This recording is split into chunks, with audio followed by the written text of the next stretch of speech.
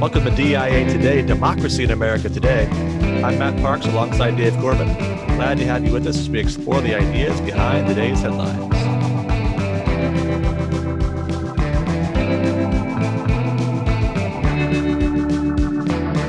Well, we're back at it, Dave, season 2. Nice month-long break, which is the way of academics. We're soft. Only beaten by the summer breaks in which you take 3 or 4 months off. But it was good to have a break. And nothing happened, of course, in between our last show and this. We'll have nothing to cover, correct? It's good to be able to ease back into things, kind of get your sea legs back and not have to worry about stirring up controversy or dealing with difficult topics. So yeah, we're grateful. Well, season 2, one of the nice things about having your own podcast is that the suits can't cancel you. So we get to declare season 2 begins whenever we want it to begin, and it begins now. And they can't cancel us. And so far, no one's tried to deplatform us. So far, so good. We are going to do a little bit of a different format, as we mentioned in our last season 1 broadcast. So we're going to give a little more time up front to the required reading, and then use the headlines as kind of a pivot to take the required reading and apply it to the circumstances of our day, kind of defined a little more broadly than just, say, the last week's news. But we're also going to introduce a brief segment at the beginning here that allows us to interact with the immediate news of the day, calling it Leading Off, which is our little clever pun. So we're going to read the first paragraph, or lead, as the journalists call it, of a key news story from the week and talk about that for a minute or two. And then we'll transition into the required reading. Dave's got a great program for us, taking us through democracy in America and the history of political thought. So relatively unambitious agenda for us, but looking forward to that. So leading off, the story of the week is not a surprise. This is the AP's opening paragraph of their article reporting on the impeachment of Donald Trump.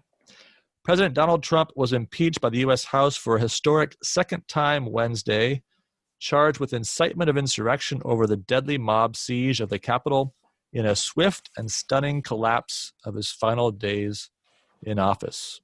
Well, we were out on the road, and I called my father-in-law, who was about to lose it, just wondering what had happened. He was watching C-SPAN and watching the certification of the vote, and he's asking us, "Did you see this? Did you see this?" And here we are in a car, not knowing what's going on. So my father-in-law, a very nice man, center left, definitely center left, and was incredibly upset by what he saw, and it led to a really interesting conversation that we had over the next half an hour or hour about where things are. And I wasn't surprised by what happened on Wednesday.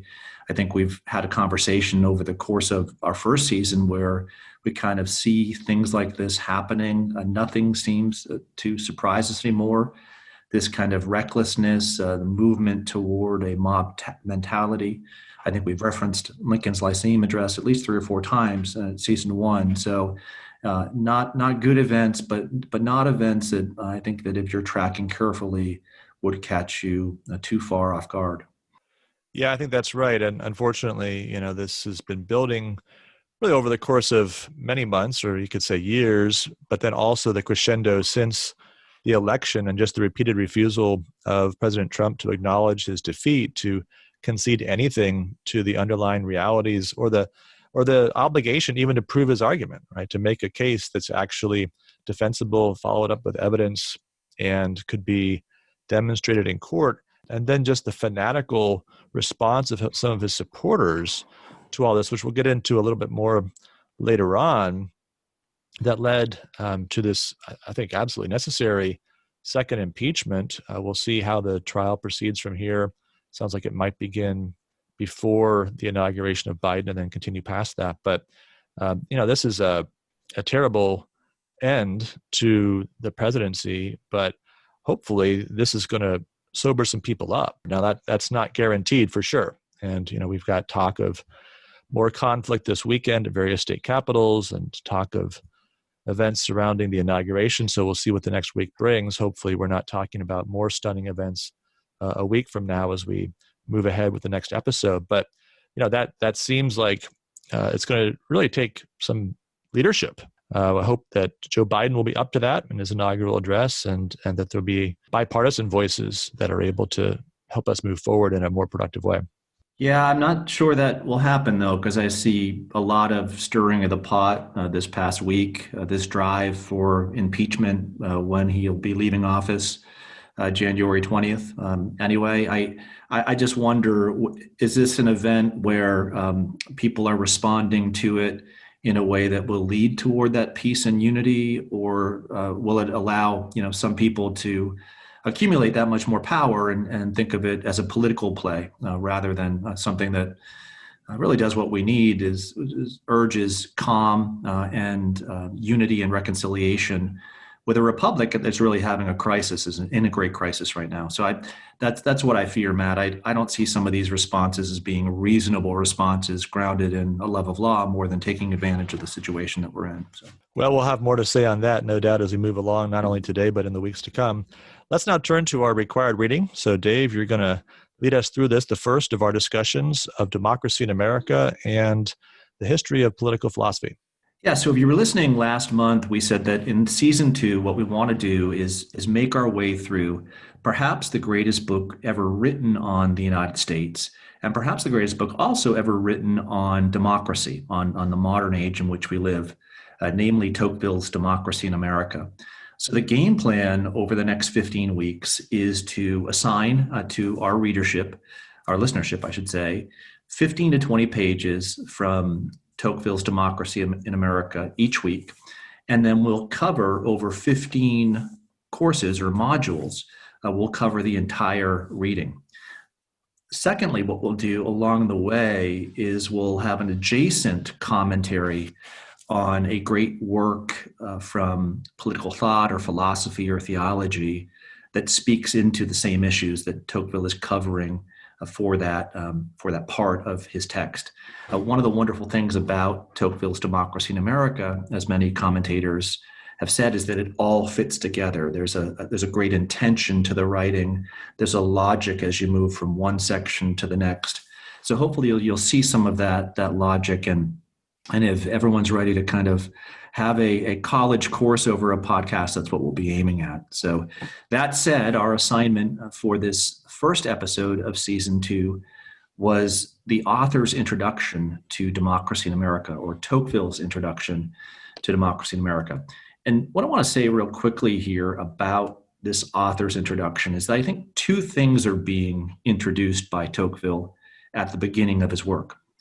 The first is the subject matter, which is this great democratic revolution that's taking place throughout the world and that has a certain consequence in Europe. Tocqueville, of course, is a Frenchman, but also has been consequential in the United States. The second subject that Tocqueville takes up in his introduction, I think, is his own person. So it's an introduction not only to the subject matter, but an introduction to Tocqueville, the political thinker, the statesman, the philosopher.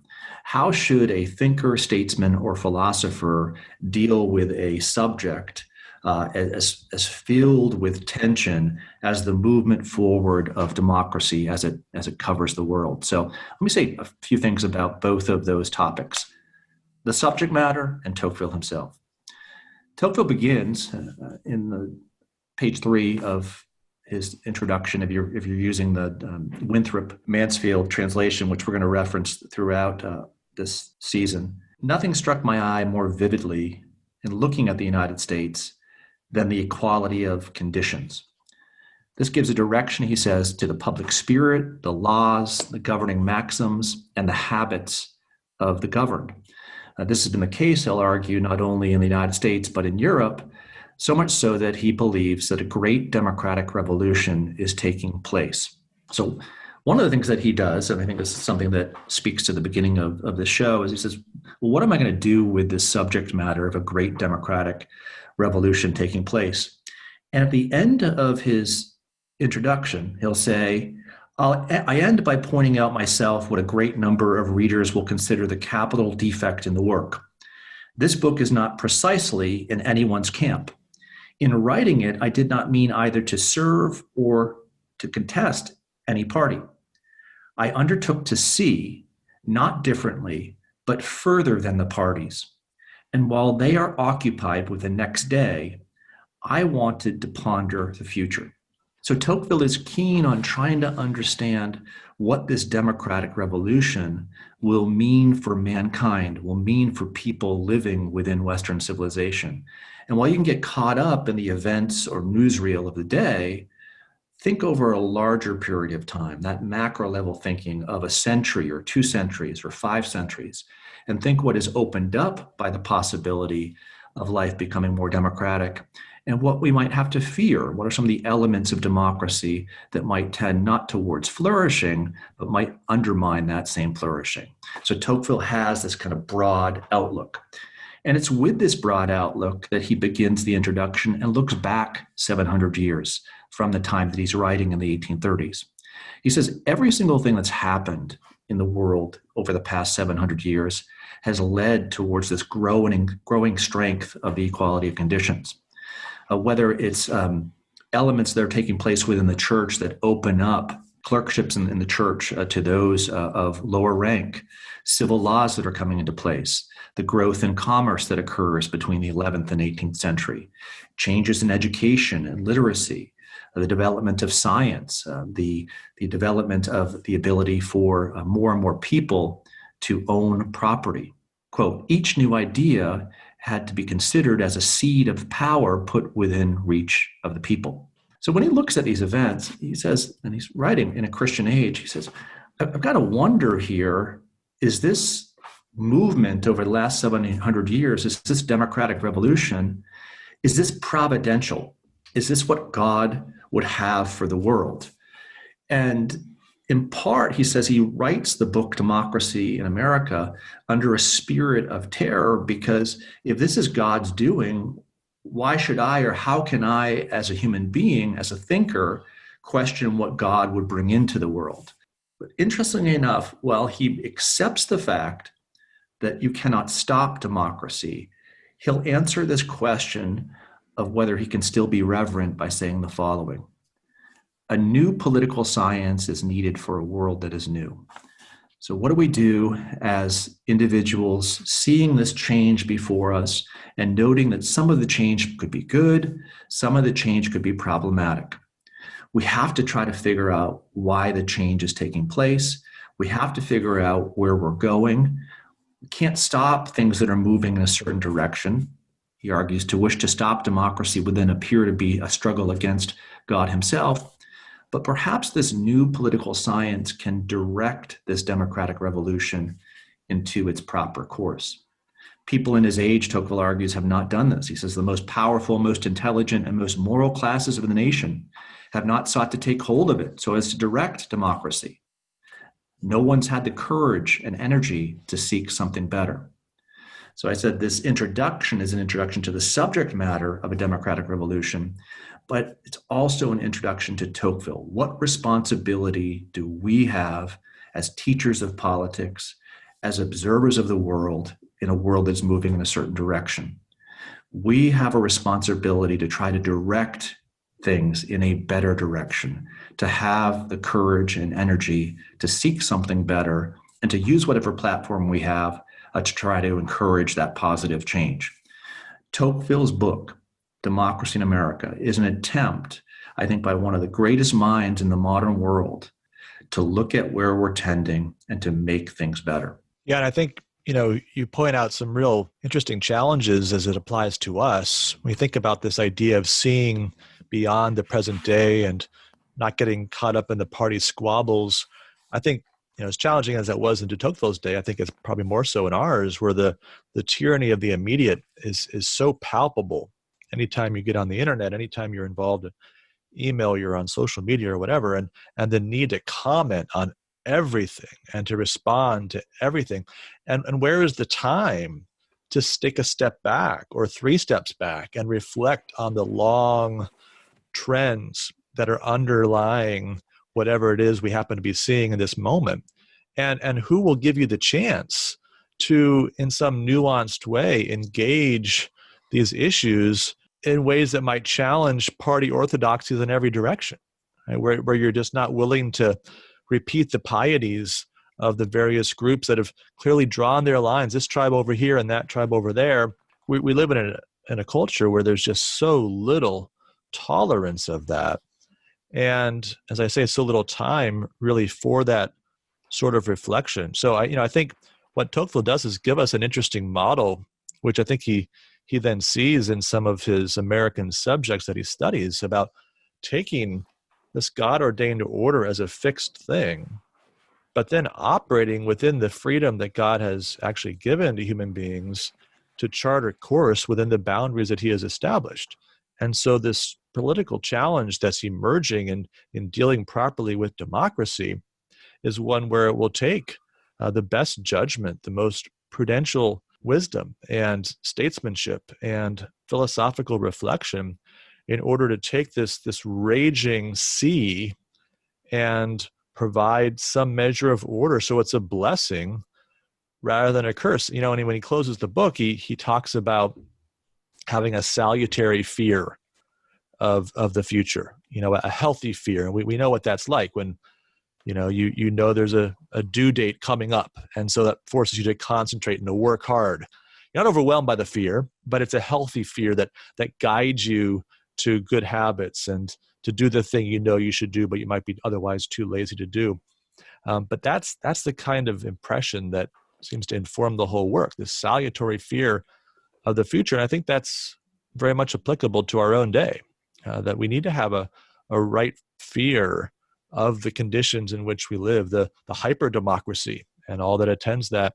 And yet there's a healthy way to channel that following Tocqueville's guidance so that we are looking past the squabbles of the day and actually plotting a course for a more productive future.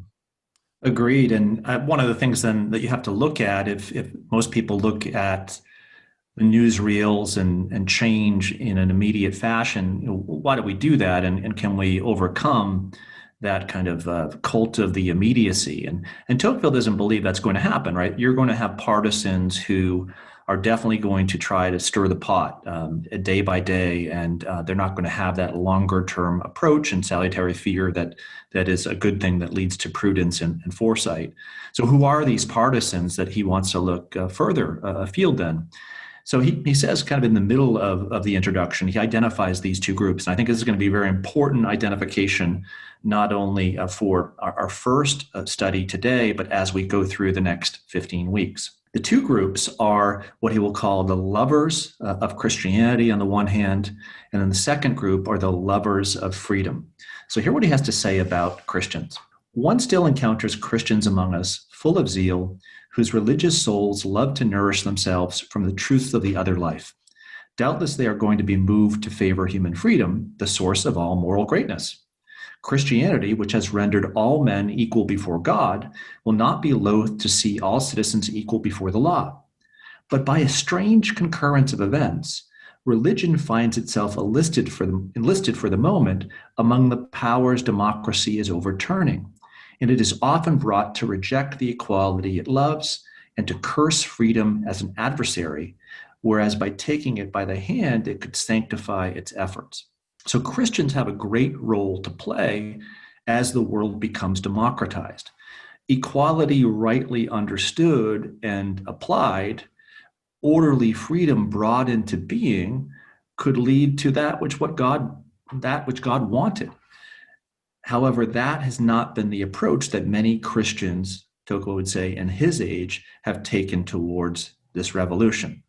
So you have a group of people who are morally dependent upon the authority of God, who want to remain dependent on the political status quo of the 16th, 17th, 18th, and 19th centuries.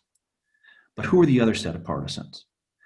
He then writes, alongside these men of religion, I discover others whose regard is turned toward earth rather than heaven, partisans of freedom, not only because they see in it the origin of the noblest virtues, but above all because they consider it the source of the greatest goods. They sincerely desire to assure its empire and to have men taste its benefits. I understand that they are going to hasten to call religion to their aid, for they must know that the reign of freedom cannot be established without that of mores, nor mores founded without beliefs.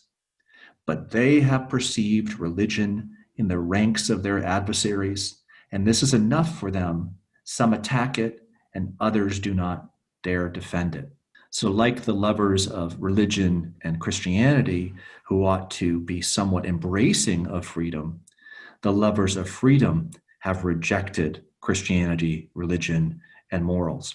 So this is a picture of the world that Tocqueville would see very clearly, having family who had lived through the French Revolution, where you had this one group, right, the traditionalists, who wanted political dependence and moral dependence, fighting a set of revolutionaries who not only wanted to overcome the king and the nobility and the prior regime, but overcome all norms, all mores of the past. So the question for Tocqueville, is it possible to move forward and to bring together, right, the lover of freedom and the lover of religion? And that will, in part, as we'll see, explain his turn to events in the United States. So where do we find that later in the reading for this section of Democracy in America? After he gives his introduction to the work, he then talks about the external configuration in North America. He talks about this great river, the Mississippi River, that runs through North America, in which God has kind of planted and made open for Americans the ability to come and to be able to live and to flourish in this new world. But it takes a certain type of person to flourish in this new world. And what Tocqueville is going to do is he's going to emphasize the Puritans, the Pilgrims who came to North America, and suggest that there is something within the nature of the Pilgrims, the way they understand morality, the way they understand politics, that might be a way forward for democracy and for those living within a democratic age. What do the Puritans have going for them? They are people that believe that religion leads to enlightenment, and they likewise believe the observance of divine laws, Tocqueville writes, guides man to freedom. What I'm suggesting here, Matt, is that the Puritans have this kind of hybrid way of looking at the world where they're very, very dependent upon the moral authority of God and the Word of God. But that still leaves them open to asking questions within the political realm. There are people who are morally dependent, yet at the same time politically independent. And it's going to be this admixture of moral dependence and political independence that provides kind of a proper ground for men to inherit sovereignty over their own affairs and to perhaps be able to do democracy correctly, at least initially to do democracy correctly. Yeah, and the key there is that the freedom that they enjoy in the political realm is built upon a foundation of this moral dependence, and therefore it's not a libertinism. It's a liberty that's rightly understood within the context of their purpose as human beings and their care for one another, their love for God, their love for neighbor. Yeah, and I have to read from this section where he describes this Puritan people to end this discussion for today. He writes, I have already said enough to put the character of Anglo-American civilization in its true light. This is on page 43. Is the product, and this point of departure ought constantly to be present in one's thinking. So he's alerting to us to think about this subject as we make our way through Democracy in America, of two perfectly distinct elements that elsewhere have often made war with each other, but which in America they have succeeded in incorporating somehow into one another and combining marvelously. I mean to speak of the spirit of religion and the spirit of freedom. So Tocqueville alerts us to this. Where is the spirit of religion in any given age, and where is the spirit of freedom? And are they allies or are they enemies? And you can tell a lot about where we are as a people if these two spirits work hand in hand for human flourishing. So Matt, what we see at the beginning of Tocqueville's work is this importance of providing a metaphysical view for his audience. Where are we in the world today? What does the present look like? How have we gotten here from the past, and where are we tending? So this macro level or metaphysical view of the world. So the two corollary reading assignments that we had that I think go hand in hand with Tocqueville include Genesis, right, which is God's word telling us the beginning, the creation of the world, and and God's part in the creation of the world. And then secondly, Hesiod's Theogony that gives us a Greek or classical understanding of the way the world came into being. Read quickly from Genesis. In the beginning, God created the heavens and the earth. The earth was without form and void, and darkness was over the face of the deep. And the Spirit of God was hovering over the face of the waters. And God said, "Let there be light," and there was light. And God saw that the light was good. And God separated the light from the darkness. God called the light day, and the darkness he called night. And there was evening, and there was morning, the first day. God is at the front of all of creation. God, in his moral agency, creates it and creates something good. What does our metaphysical picture of the world look like with a recognition of a God who created the world and created our place in it? It changes, or should change, everything that we do. It should change the way that we recognize where we're going, where we came from, why we're here, where we're tending. It provides a level of knowledge for us so that in anything that we do, in any relationship that we have, in any job that we take, we understand it within God's creation, what God would have us do. So there's a sense of kind of comfort that comes knowing that God is sovereign over all things. It doesn't mean that we won't have a level of sovereignty in this world, but it's always subservient to God's sovereignty over his creation. Compare that, Matt, quickly with Hesiod's more mythological account of the beginning of the world. A world that comes out of chaos, in which there are constant battles fought between gods, and in which human beings, by and large, are what? We're the playthings of the gods. We're the playthings of Zeus. And we really have to deal with most of the things that the gods bring into the world that upset our lives. So here, I'll read a short passage from Hesiod. What's brought into the world at the creation? Night has bare hateful doom, and black fate and death. And she bare sleep in the tribe of dreams. And again the goddess murky night, though she lay with none, bare blame and painful woe. And the Hesperides, who guard the rich, golden apples in the trees bearing fruit beyond the glorious ocean. Also she bare the destinies and ruthless avenging fates, Clotho and Lachis. And Atropos, who give men at their birth both evil and good to have, and they pursue the transgressions of men and of gods. And these goddesses never cease from their dread anger until they punish the sinner with a sore penalty. And deadly night bare nemesis, indignation, to afflict mortal men, and after her deceit and friendship and hateful age and hard-hearted strife. But abhorred strife bare painful toil and forgetfulness and famine and tearful sorrows. Fightings also, battles, murders, manslaughters, quarrels, lying words, disputes, lawlessness, and ruin, all of one nature. Sounds a little bit like 2021 or a lot of human history, but a different rendering, a different metaphysic of the world. And certainly all of those things mentioned in Hesiod are present in the world that we live in. But we look at them very differently. That's all that defines the world. And there's not a creator God, and there's not his moral agency, and not this asking of how we should live in this world. Where is Tocqueville? Tocqueville is someone who will recognize all these spirits of the night that upset the world that we live in. But he's earnest in trying to figure out how we can make our way forward and find something redeeming in this experience that we call life. Yeah, if the Bible began with Genesis 4, and we didn't know that God originally made things good, and we didn't know that it was man that sinned and brought death into the world and all the evil that follows it, then Hesiod's account would be fairly reasonable, wouldn't it? But we have a deeper understanding because we have Genesis 1, 2, and 3. We see the holiness, the unity, the wisdom of God. We see the order that he established, and we see the way that men have broken that order. But then, of course, we also have the promise in Genesis 3 of the restoration of that order in the seed of the woman who will come and crush the head of the serpent, and ultimately Christ's millennial kingdom.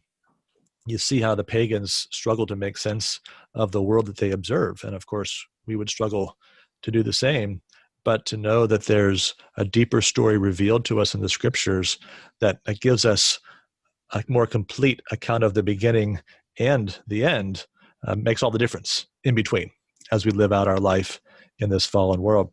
Well, let's turn now to the headlines. And again, our approach to the headlines this season is going to be to try to think about how the instruction we've just gotten from the reading applies to current events, maybe broadly defined. And, you think about the issue of the spirit of religion and the spirit of freedom. And we think about some of the tensions perhaps today in our own politics. Where's this spirit of lawlessness coming from that seems to pervade our politics and our social life more broadly? And I think the easy answer would be to say, well, religion's gotten weaker. And if religion is the thing that informs our freedom, then we're not surprised to find that freedom has been turned into license in various ways. And there's no doubt that that's part of the story. There's no doubt that's part of the story. But there's more to the story, because one of the challenges is that at least some of the lawlessness that we've seen in the last few weeks has involved many Christians. David French, who's Christian commentator on the right, has a newsletter that comes out on Sunday where he kind of interacts with the latest issues concerned with the church.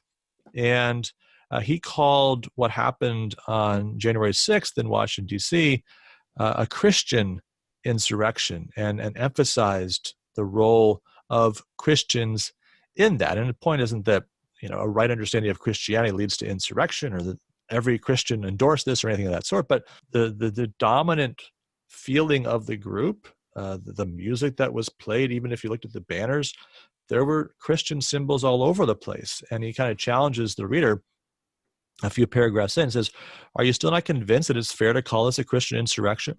I would bet that most of my readers would instantly label the exact same event Islamic terrorism if Islamic symbols filled the crowd, if Islamic music played the loudspeakers, if members of the crowd shouted Allahu Akbar as they charged the Capitol. And so this builds on a series of events, right? So you go back about a month before, you had what's called the Jericho March that took place on December 12th in Washington, D.C., which was connected in the sense that it was likewise a protest against what were claimed to be sort of outrageous efforts to steal the election from President Trump. The MC of that event was Eric Metaxas, a well-known Christian talk show host and author of a best-selling book on Dietrich Bonhoeffer. Michael Flynn, the former national security advisor of President Trump, was the headliner, but there were a number of pastors and others that spoke. And so in the run-up to this, Metaxas was on the Charlie Kirk show, and Rod Dreher, who's a longtime friend of Metaxas, wrote about this appearance in the American Conservative, where Metaxas really invokes this strikingly apocalyptic language in describing what he took to be this horrific injustice that is preventing President Trump from a second term. So that, for example, and you can find the link to the video in the show notes if you want to look at the video. I've watched it through myself. But about the 9th minute, he says, if you're not hopped up about the election being stolen from Trump, you are the German who looked the other way when Hitler was preparing to do what he was preparing to do. He says, unfortunately, I don't see how you could see it any other way. And a little bit earlier, he says, we need to fight to the death, to the last drop of blood, because it's worth it.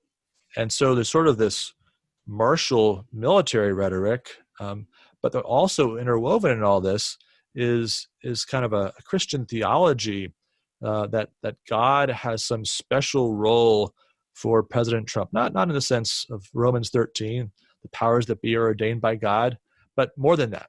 Toward the end, he starts talking about how this might be used to wake up the church. And he talks about everybody's praying and fasting like they never have before. And Dreher says, maybe God is doing something, just not what Trumpy evangelicals want him to do.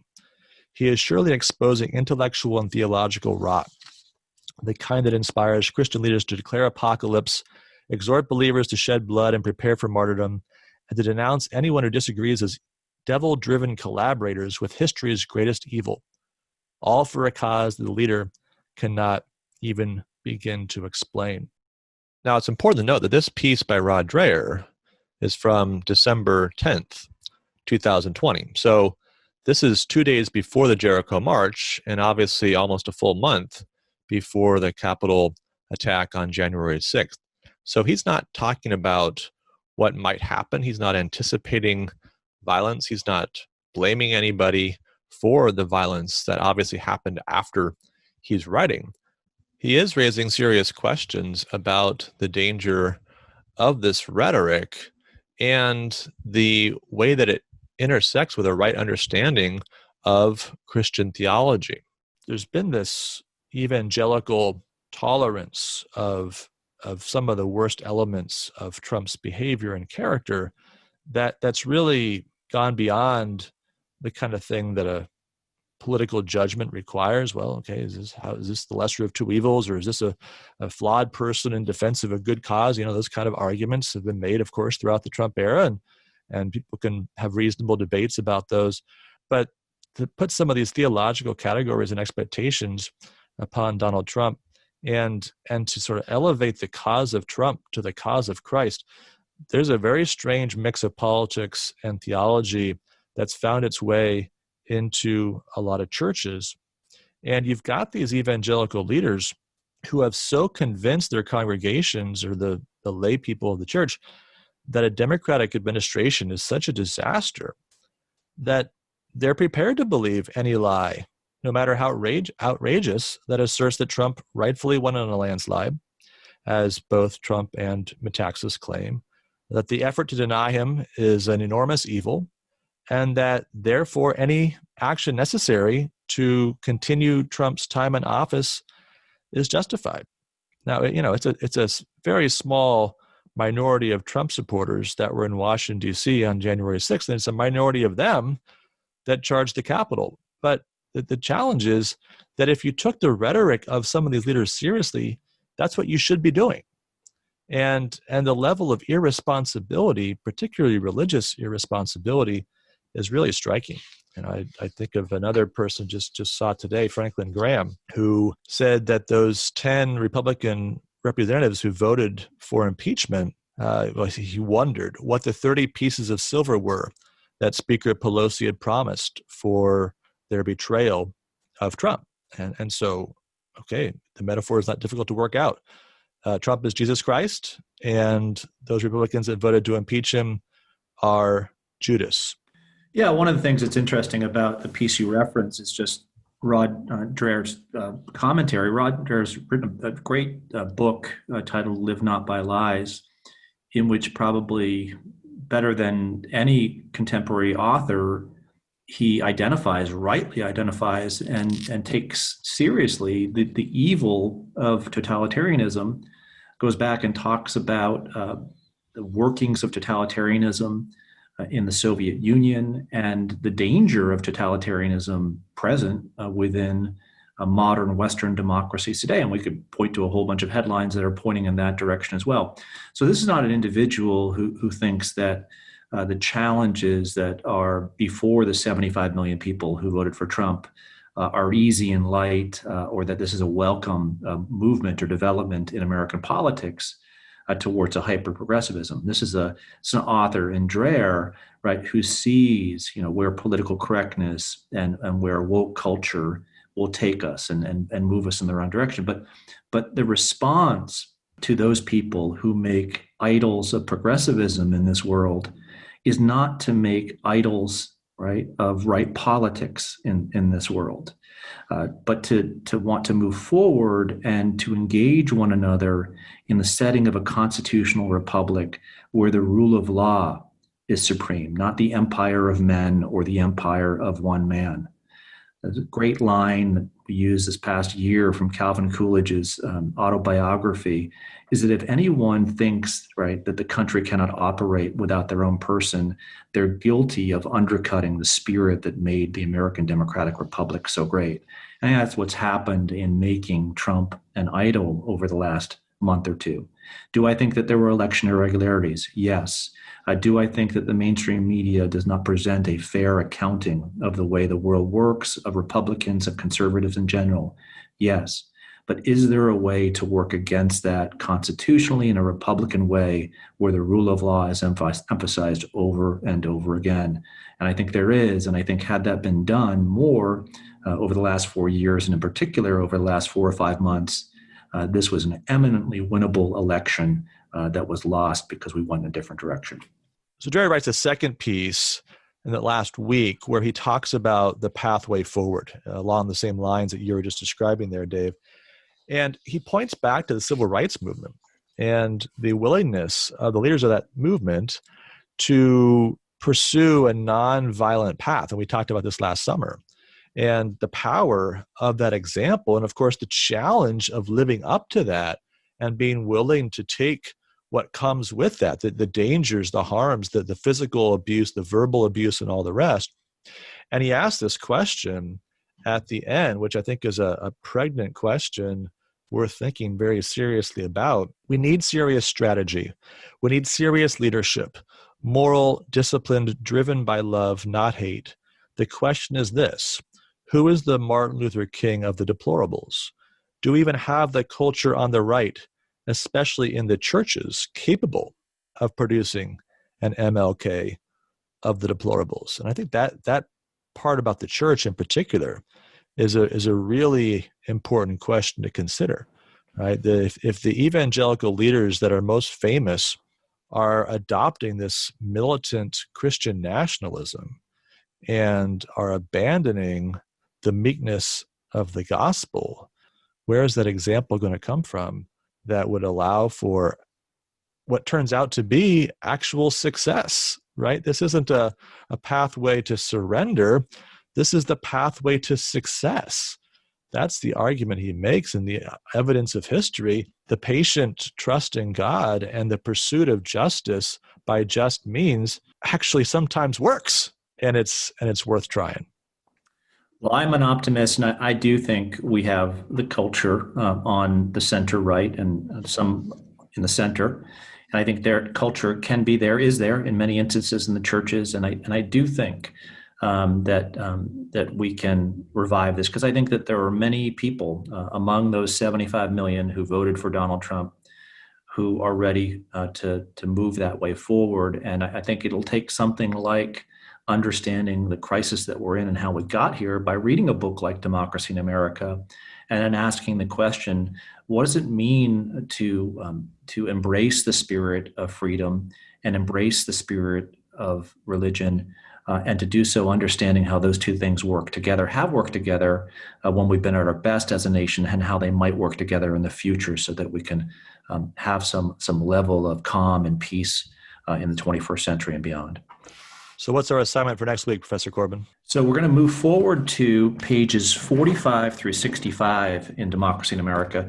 If you don't have the Winthrop Mansfield edition of the book, those pages amount to reading chapter 3 of part 1 of volume 1, titled The Social State of the Anglo-Americans, chapter 4 on the principle of the sovereignty of the people in America, and then chapter 5, the necessity of studying what takes place in the particular states before speaking of the government of the Union. There's a section there in chapter 5 that deals with the township in New England. So I think we're going to see in that portrait that Tocqueville gives us of the sovereignty of the people, part of this idea is how we might move forward and have a culture on the right that is communitarian, that is driven by communion, by proximity, by independence, that might get us to a better place. So that's the reading for next week, Matt.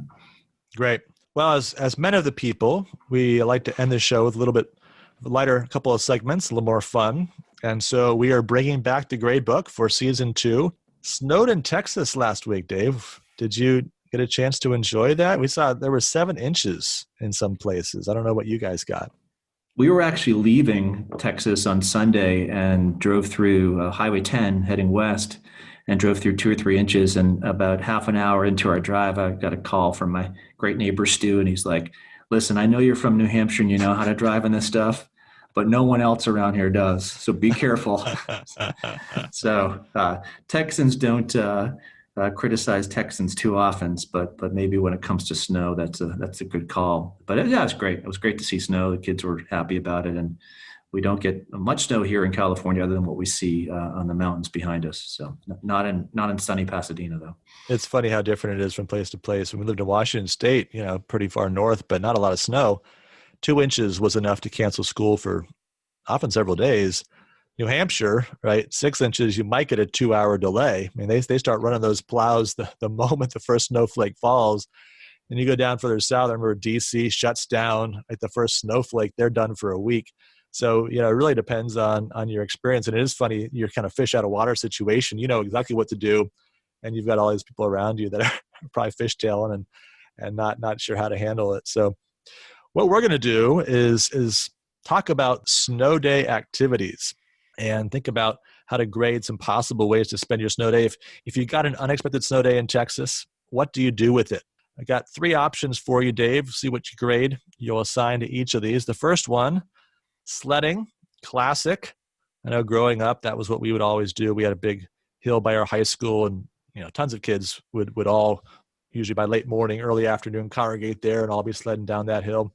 Nothing better. A++. So the first thing you think about is where you're going to go sledding. That's from growing up in New Hampshire. So same thing happened when we lived in Pennsylvania. Just a great fun as a kid and as a parent as well with your kids. So a lot of fun. Yeah, I once actually got on the front page of the local newspaper because I was sledding. My best friend and I were sledding, and the cameraman came out in the local color story, and for whatever reason he snapped a picture of us, and there we were, my first moment of immortality. I'm going to get that an A also. So movie marathon, right? Maybe it's a little cold, and think, stay inside, cup of hot chocolate, pull out some classic movies. What about that? I'd give that a B. I think that, if it's a classic movie, that's good. Then we have had a hard time finding good movies recently. I think we're on everything from Netflix to Amazon Prime. So and it seems like we've seen most everything. But movie marathon B in the good old days, yes. Yeah, it's been tough because there's really no movies coming out. So it's just same old stuff. Yeah, my wife and I, every Saturday night, we have a movie night together, and we always spend the first 20 minutes like, okay, now what are we going to watch? Right? We need someone to give us a list. We've like, she's posted some Facebook, give us some ideas. We watched everything. Is there anything left to watch? I think maybe my grandfather had it right when they gave away that VCR after a couple of months. What else is there to watch? So I'll give that a B too. I can enjoy that on a snowy day when it sort of feels like, yeah, it's nice to be inside and just kind of enjoy the scenery out there after you've done all the shoveling and just kind of settle in and get a break from other activities. Last, probably least, Zoom school. What they're saying these days is there may not be any more snow days, right? Now that everyone's learned about Zoom school, they may just say, sorry, kids, fire up the computer. We're going to keep going anyway. I give that a D minus. I love June as much as anyone else, but kids these days need to get outside. They need to have them sled for 3 or 4 to 6 hours, maybe come in and watch one movie. But we all remember that experience of seeing the snow come and say, no school today. I get to do what I want. The good spirit of freedom kind of running through the 8-year-old soul. Yeah, there's something about that unexpected snowstorm that, oh, wow, that test I wasn't really ready for. I get an extra day or whatever it is, and you just kind of enjoy the moment. And even though you're going to have to make it up because I grew up in Pennsylvania, that meant, well, then the next holiday they're going to cancel or extra day in June, and you'll be resenting it in June when you have that extra day of school. But in that moment, boy, there's something glorious about being able to just have this found day off. So yeah, I'm going to have to grade that one low. I'm going to give it a C minus. There is that rational part of you that says, yeah, better January 15th than June 15th, but not in the moment. Like Jubilee, right? The 50th year. Right. That's right. So. Exactly. All right. So now we wrap up the show with the Tocqueville's crystal ball. Hate to do it, but I'm going to have to share with our listeners our final records for our fall sports picks. So I closed the season 33, 30, and 1. We actually had last week, there was a game that hit right on the number. So we both got a tie on that one. Probably better than usual, but 33, 30, and 1. Dave, you finished up 22, 41, and 1. So combined, it's not super good. And so we're going to go back to a little bit more of a week-to-week format for our crystal ball. But this is a big weekend coming up in the NFL. with the divisional round of playoffs. So we are going to make our picks for those 4 games, and then the rest of the way looking down even to the Super Bowl from there. Just as a quick reminder, again, somewhat unfortunate, back in July, Dave, you predicted the Patriots would win the Super Bowl over the Saints, and I predicted the Ravens would win it over the Cowboys. We each do have one team alive, probably not the favorite at this point, but reasonably alive. But our other pick, not so good. Cowboys and Patriots, not anywhere in view. Our first game on Saturday, Rams at the Packers. Packers a 7-point favorite at home. Rams coming off an impressive win over the Seahawks, but also the team that lost to the Jets in Week 15. What do you think, Dave? I take the Packers and give up 7 points here. I think that this may be a blowout. Rams have a great defense, but Jared Goff has not looked good the last month. So I think the Packers, at least by about 15 or 20 points here. Yeah, I agree with you. I'll take the Packers and the points. I think maybe not quite as wide a margin of victory as you're saying, but I think it's going to be a comfortable Packers win.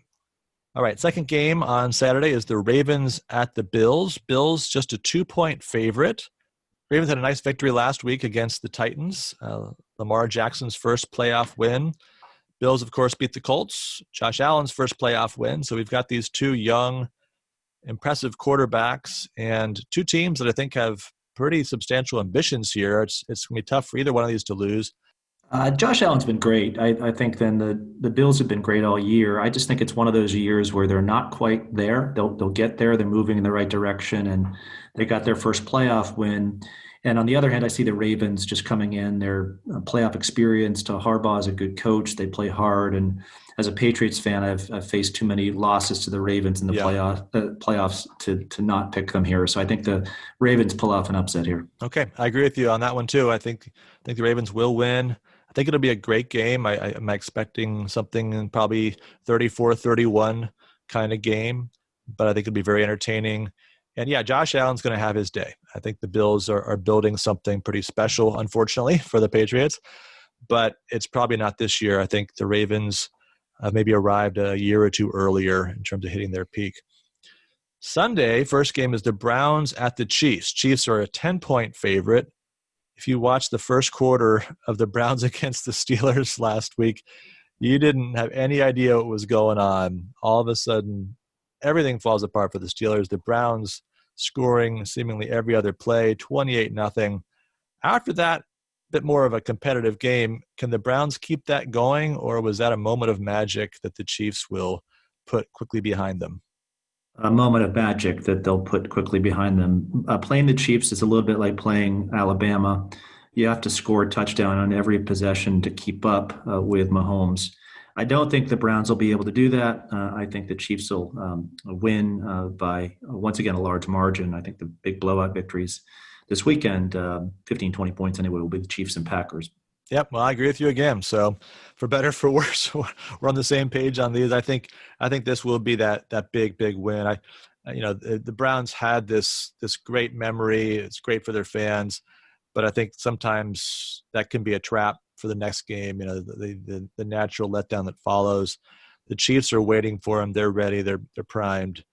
It wouldn't surprise me if this is 35-point spread. Maybe it doesn't finish that way with some garbage time scores, but I think the Chiefs will do to the Browns what the Browns did, at least in that first quarter, to the Steelers. Last game, be curious to get your thoughts on this one, Dave. Bucks at the Saints. Saints are favored by 3. We've seen 2 high-profile matchups between Drew Brees and Tom Brady earlier this year. Both end with pretty substantial Saints victories. And, to be fair, Tom Brady has been okay on the road historically in the playoffs, but he's made his living, obviously, at home, 20-4 over the years at home for the Patriots. And then, of course, as the champion in 6 of his 9 Super Bowls, only played 9 playoff games on the road so far, and he's 5-4 in those 9. Do the Saints have his number, or does Brady have something special for us once again? I think a close game here that the Bucks pull out. I think they're going to defeat the Saints. It's hard to beat a team 3 times in one year. it's hard to beat Brady 3 times in 1 year likewise. So I think that he'll study that defense. I think Tampa Bay is okay on defense. They're not going to give up 35, 38 points to the Saints. So yeah, I think that I'd take the Bucs and the points in this case. Okay, well, this is one where we disagree. I think it's going to be the Saints. Just a stat which I think maybe help explain some of the Saints' success against the Bucs. Saints have a blitzing defense and put a lot of pressure on the quarterback. Brady was 22nd against the blitz among quarterbacks, and all the quarterbacks behind him are no longer playing. So this is, historically one of his weak points under pressure. He has a more difficult time. That's true of all quarterbacks, but it seems like that's especially a point of weakness for an otherwise incredible quarterback. I'm going to take the Saints and the points, maybe a 4 or 5 point win. I think it's going to be close. I think there's going to be a chance for the Bucs to win, but I don't think first year Brady with this new system is going to do it. I think next year might be their year, the final hurrah. All right, that's the 4 games this weekend, but now we have to pick at least the winners of the conference championship games and the Super Bowl. I would say the Packers beat the Bucs at home in Green Bay, and I would say the Chiefs beat the Ravens, and that we have a Super Bowl of 2 number 1 seeds, and that the Chiefs repeat. So there's a lot of talk of dynasty after February 7th. Yeah. Okay. I think that's very possible. I'm going to take the Packers over the Saints. I'm going to call the upset Ravens over the Chiefs, partly because I picked the Ravens make the Super Bowl before the season started. I actually said win the Super Bowl, but I think the Packers will actually beat them in the Super Bowl. So I'm going to take the Packers winning the Super Bowl over the Ravens, and the Chiefs dynasty has to wait at least one more year. All right. Well, thank you, everybody, for listening. Good to get back into the swing of the podcast. Please remember to subscribe and review the show on your favorite podcast platform. Don't forget, we are also on Instagram at Democracy in America Today, and you can contact us by email, Democracy in America Today, all strung out together at gmail.com. Thanks again for listening. We look forward to talking to you next week.